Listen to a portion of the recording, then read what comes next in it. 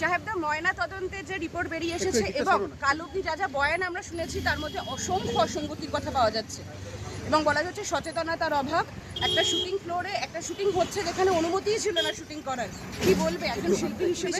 Permission নেওয়া হয়নি। অবশ্যই এটা ম্যাটার অফ কনসার্ন এবং কি হয়েছে সেটা তো আমরা সত্যি কেউই জানি না। আমরা তো কেউ, আমিও খুব কনফিউজড, আমি বুঝতে পারছি না। আমি কালকে যখন রাত্রে, আমার মাও হাসপাতালে ভর্তি আছেন, আমি সেখান থেকে মানে কোনো রকমে খবরটা পেয়ে আমি দৌড়ে, কালকে কি করেছি কালকে আমার মাথার ঠিক নেই। আমি মানে এত জায়গায় ফোন করেছি, এত কিছু, আমি এক একজনের কাছ থেকে একরকম ভার্জন শুনছি, আমি সোশ্যাল মিডিয়াতে একরকম ভার্জন শুনছি, আমি ইন্টারভিউসগুলোতে বিভিন্ন জায়গাতে ইন্টারভিউ বেরোচ্ছে, সেখানে আমি এক একটা ভার্জন শুনছি। তো স্বভাবতই আমিও খুব কনফিউজড, আমি বুঝতে পারছি না। আমার মনে হয় কি এক্স্যাক্টলি হয়েছে এটা জানা তো খুব প্রয়োজন।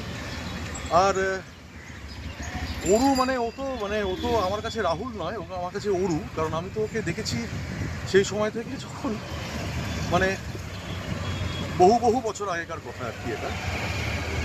এবং সেই সময় থেকে আমার মানে I am sorry, I am being little personal, আমার বিয়েতে ইনভাইটিস লিস্ট কি হবে সেই মেকআপ রুমে বসে সেই লিস্ট তৈরি করা হচ্ছে। এরাও ওরও আমার সাথে বসে করছে। আমার বিয়েতে উইটনেসের সই করেছে ও। আমার সেদিনকেও বেলপাড়িতে আমরা শ্যুট করতে গেছিলাম একটা ছবিতে, যেদিনকে ফিরছি সেদিনকে সহজের জন্মদিন ছিল।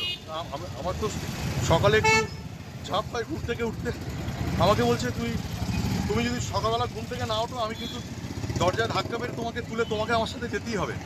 আমি সহজের জন্য কেক কিনবো, তুমি আমার সাথে চলো। সেটাই ওর সাথে আমার শেষ ইয়ে। তারপরে আমাকেও বাড়িতে ড্রপ করে ও চলে গেল সহজের কাছে। তারপরে মাঝে একবার কথা হলো।